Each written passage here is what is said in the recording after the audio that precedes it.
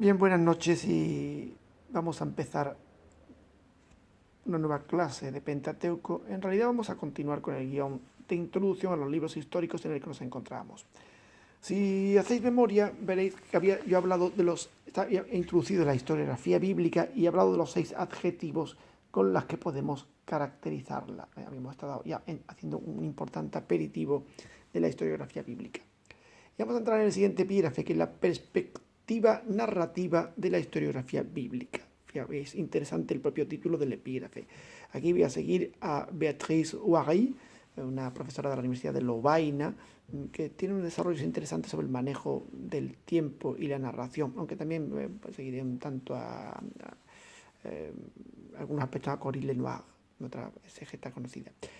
Bien, pues en la historiografía bíblica hay que atender en primer lugar al vínculo intrínseco que existe entre historia y relato. Es decir, yo tomo dos elementos separados. Voy a tratar de explicar esto más despacio porque quizás al ser más denso pueda haber más dificultad de comprensión.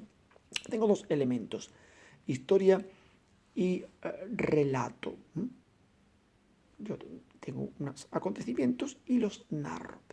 El punto en común que tienen la historia y la narración es la causalidad. Es decir, yo te cuento los hechos, pero te lo cuento en función del principio de causalidad, que es lo que tienen en común los hechos con la narración que yo te hago de ellos. Dado que el propósito de quien pretende hacer historia es hacer comprensible un periodo a través de la relación que tienen los acontecimientos entre sí, el autor selecciona estos estableciendo entre ellos nexos de causalidad. Esto es muy importante. Yo te voy a contar la historia. Entonces yo quiero que tú la puedas comprender. Para que tú llegues a este nivel de comprensión, tienes que apreciar cómo los acontecimientos históricos no son una amalgama de hechos, sino que guardan relación. ¿Y cómo se establece esa relación? Se establece a través del principio de causalidad. Se establecen nexos causales entre los acontecimientos, de manera que de uno se deriva otro, así como normalmente se maneja la historiografía. El relato historiográfico es una retórica conducida por una concepción del mundo y tendente a defenderla. Eso también es otro planteamiento muy importante. Okay. Esto puede parecer bastante abstracto, pero es muy interesante para conocer cómo va a funcionar la historiografía bíblica y cualquier historiografía en general. O sea, una retórica. Yo trato de persuadir con él. ¿De persuadir qué? Pues de persuadir a defender mi cosmovisión. Toda historiografía defiende una cosmovisión concreta. Esa cosmovisión, esa visión del mundo es la que conduce los planteamientos historiográficos y es además la que los convierte en una acción retórica, hacia un discurso convincente que pretenda defender esa cosmovisión. Por eso la historia tiene ese alto grado de subjetividad. Cada historiador, influenciado por su ideología, por su país, por su cultura, defiende determinados postulados y una visión del mundo concreta. La historiografía marxista, como decía yo el otro día, defiende unos postulados muy concretos. Tiene una visión del mundo, un mundo dividido en clases, un mundo económicamente dirigido, de excedentes, de capital, de plusvalía, etc. Todo un esquema ideológico que tiene que ser defendido en una visión global de la historia. Igual le ocurriría a las diversas historias nacionales. Yo ponía, por ejemplo, la historia de Estados Unidos, leída en clave patriótica, la historia moderna de Israel, leída en clave sionista, los países que vivían historias enfrentadas, editando uno leyendas negras de los otros, Francia, leyendas negras de Inglaterra, Inglaterra de Francia, ambos de España, y todos los países defendían su visión del mundo y los acontecimientos que ellos realizaban, haciendo una especie de apologética dirigida por la retórica. Bueno, menos España, que siempre se ha creído la leyenda negra, que los demás inventan de ella. Pero bueno, aparte de eso, esa era la concepción en la que es la concepción en la que se maneja la historia. Bueno, partiendo de esto, puede decirse que la historiografía bíblica procede de la tensión de tres principios. Yo aplico todo esto que he dicho a la historiografía general, se lo aplico a la historiografía bíblica y digo que procede de la tensión de tres principios. Un principio historiográfico, un principio estético y un principio ideológico, que en este caso es teológico. Si yo hablara de historiografía profana, hablaría de principio ideológico, pero como hablo de historiografía bíblica, hablo de principio teológico, ¿de acuerdo? Bueno, O sea, tengo por un lado los datos, tengo por otro lado la forma en la que los voy a presentar, la vertiente estética, y por otro lado tengo también la ideología, o en este caso la teología, que los modela y les da forma. Bueno, o digamos, o que por decirlo mejor, que los interpreta, sería más correcto, sí. Bien. El último aspecto, el aspecto teológico o ideológico, si es historiografía profana, es el principio determinante de los libros de la Biblia y de cualquier historiografía. Es decir, el aspecto ideológico, o en este caso teológico, es el principio determinante porque es la clave hermenéutica de la historia, es la que me permite interpretarla. ¿Por qué? Pues guía a los otros dos, claro, guía al estético y guía al principio histórico, guía a ambos, al historiográfico y al estético. Desde su perspectiva, se disciernen los acontecimientos que se consideran pertinentes y se deciden las opciones estéticas que constituyen la forma del relato. Claro, fíjate bien porque he seguido muy de cerca la conferencia de Waggai porque no tiene desperdicio. Cuando yo tengo un principio teológico, en el caso de la historiografía bíblica, o ideológico, a partir de él, yo hago un discernimiento de los acontecimientos que son para mí importantes. Porque de una gran cantidad de acontecimientos yo realzo o disminuyo unos u otros, margino o primo otros y decido cuáles son los pertinentes y los que tengo que resaltar. Pero al mismo tiempo también decido cómo tengo que contarlo, en qué forma literaria lo voy a contar, con qué estética del rato lo voy a contar. O sea, ambos principios vienen determinados por el teológico o en la historia profana por el ideológico. ¿Me entendéis? Quiero que esto lo veáis claro porque es muy importante a la hora después de hacer hermenéutica de textos de historiografía bíblica. Bien. De acuerdo. La primera de estas últimas, o sea, me refiero a las, siguiendo el guión de clase, a las opciones, estoy siguiendo de cerca la lectura porque, como digo, es no perder un ápice. La primera de estas últimas, digo, las opciones estéticas del relato, o sea, las opciones formales, literarias, narrativas. La primera es la figura del narrador omnisciente, es decir, ¿cuál es la primera opción estética, la primera opción narrativa que utiliza un historiador bíblico, o sea, un hagiógrafo, un autor sagrado? Pues es el narrador omnisciente, que lo habré visto en narrativa, mismo con Álvaro, que relata en tercera persona y es siempre extradiegético. Y diréis, bueno, este palabra extradiegético, ¿qué es lo que quiere decir? Quiere decir ajeno a la narración. Diégesis en narración en griego, intradiegético, interior a la narración, y extradiegético, exterior a la narración. Por tanto, narra en tercera persona y es siempre extradiegético. ¿Y para qué le sirve esto? Para aumentar su credibilidad. Parece como una persona neutral, ajena al relato. Por eso narra en tercera persona y está fuera del relato. Parece alguien como si estuviera contemplando los hechos de una manera que no está implicado en ellos. Pero además, tal omnisciencia se requiere para manifestar en los acontecimientos históricos una causalidad no accesible al común de los mortales. Claro, primero, narra en tercera persona y está fuera de la narración, lo cual le daría una vitola de imparcialidad. Pero además es omnisciente. ¿Por qué es omnisciente? Porque necesita expresar una causa que genera los acontecimientos que no es accesible al común de los mortales. Yo podría ver una causa accesible al común de los mortales si dijera, bueno, ¿por qué se organizó esta guerra? Bueno, porque había una carestía económica y tal, bueno, marxista, ¿no? O esta, ¿por qué se organizó? Bueno, pues porque había un problema de alianzas y de tensiones secretas entre unos y otros. Yo podría dar muchas explicaciones que estarían al alcance de los mortales.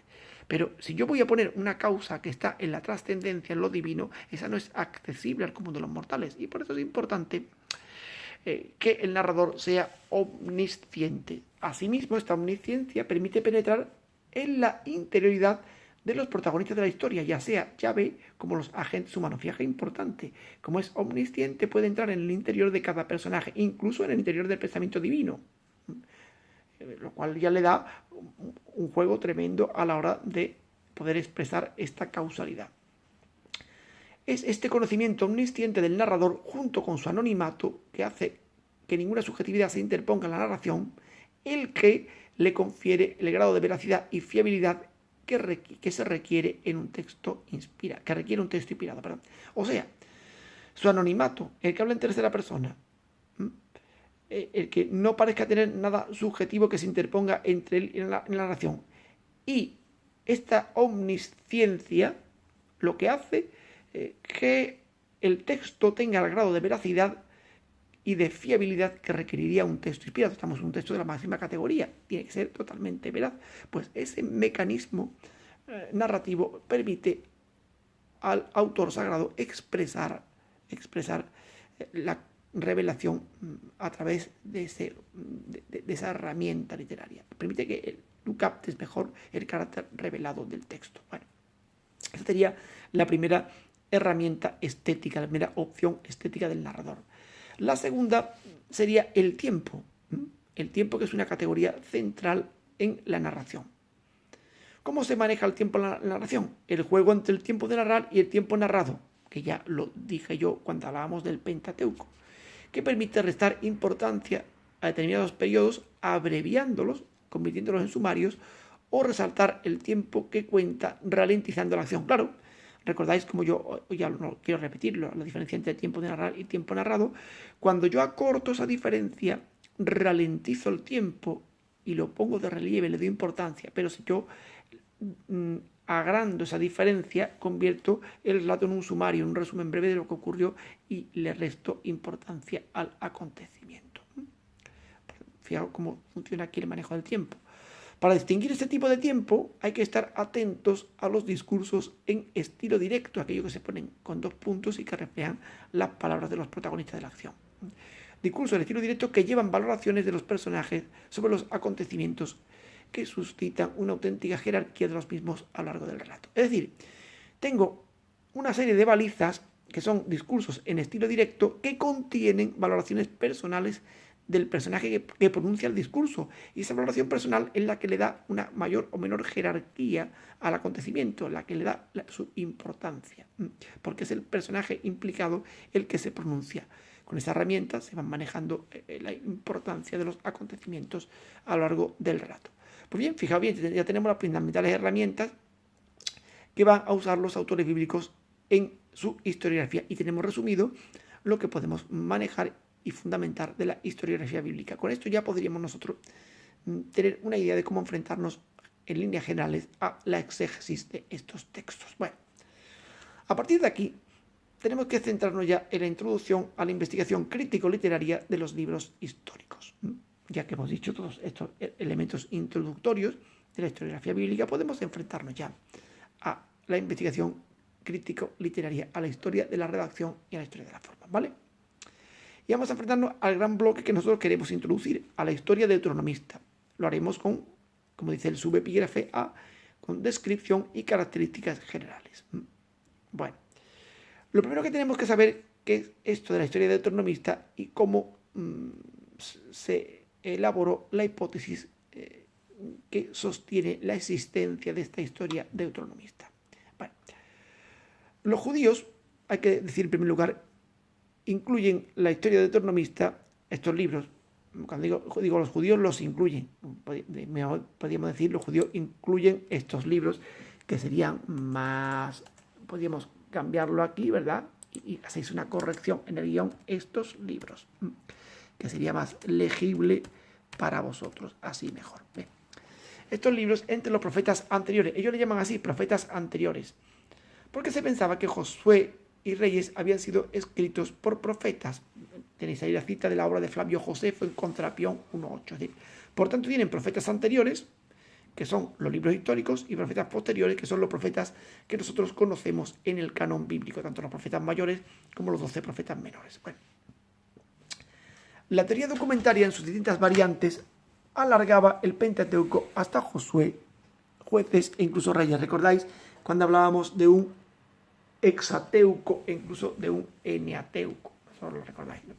Pero en realidad el mentor de la existencia, el que formula por primera vez la hipótesis de una existencia de una llamada historia deuteronomista, va a ser Martin Knott, que ya os lo presenté yo cuando hablábamos del Pentateuco. Martin Knott es el primero en formular esta hipótesis. Según él, el bloque Josué Reyes no debe considerarse como libros independientes, sino que forman parte de un todo en el que había que incluir también el Deuteronomio, una especie de gran historia nacional que arrancaría con el Deuteronomio. Esta es la teoría que formula Martin Noth. Y esta teoría va a tener una serie de rasgos principales que yo paso a detallaros a continuación. Bueno, estos 7 libros formaban una sola obra, adscrita a un solo autor, no a una escuela. No habla de una escuela, habla de un autor deuteronomista. Después ya nosotros, cuando empecemos a ver la teoría que está actualmente, preferiremos inclinarnos por una escuela. Tal autor, según siempre Martin Noth, vivió y trabajó en tiempos del exilio, redactando su obra en Samaria, cerca de Mishpá y Betel, y no la redactó en Babilonia. Seguimos simplemente con la teoría primigenia que elabora Noth. Bien, esta obra constituye el primer intento serio de la historiografía dentro de Israel. Un intento histórico serio. Además, esta obra histórica comenzaba con una gran introducción teológica, que era el libro del Deuteronomio. Recordáis que Noth hablaba de Tetrateuco porque metía el Deuteronomio en esta obra, que ofrecía las claves interpretativas y la valoración de la historia. Es decir, que nos ofrecía las claves hermenéuticas y una valoración de la historia que consistía en que la fe en un solo Dios y la aceptación de un solo lugar de culto eran los pilares principales. La fe en un solo Dios y la aceptación de un solo lugar de culto. Más tarde, el Deuteronomio, según Martin Noth, sería desgajado de este bloque para entrar a formar parte del Pentateuco. Pero su función originaria no era la de cerrar los libros del Pentateuco, sino abrir teológicamente este bloque de historia deuteronomista. Bueno, y finalmente, en un quinto punto, el autor pretendía demostrar que Dios ha actuado en la historia de Israel, exhortando y castigando las infidelidades, hasta que todo resultó inútil y destruyó por completo la ciudad santa y deportó a su pueblo. Es decir, hay un esquema que lo veremos más adelante, un esquema que es pecado, castigo, arrepentimiento y conversión, que se repite sistemáticamente. Ya ve, es un Dios paciente que va castigando las rebeliones hasta que llega un momento en que no hay manera. La rebelión es demasiado gorda y finalmente el pueblo pierde el santuario y va al exilio, aunque se rehabilitará después, pero pierde el santuario y va al exilio. Desde la perspectiva del exilio, cuando Judá lo ha perdido todo, tierra, templo, rey, libertad, la palabra del deuteronomista es escueta y tajante, según siempre Martin Noth. Todo es consecuencia del pecado del pueblo y solo cabe esperar el castigo divino. De hecho, para Noth, la historia deuteronomista es una historia que no arrojaba ni un atisbo de esperanza. Ya vemos nosotros, hoy en día esto se matiza mucho, pero para él no arrojaba ni un atisbo de esperanza. Esta teoría de Noth va a sufrir una serie de modificaciones que yo os voy a explicar en el siguiente vídeo, pues no quiero alargarlo porque si no son demasiado tamaño y cuesta subirlo. Dejamos el vídeo y ahora os mando luego otro.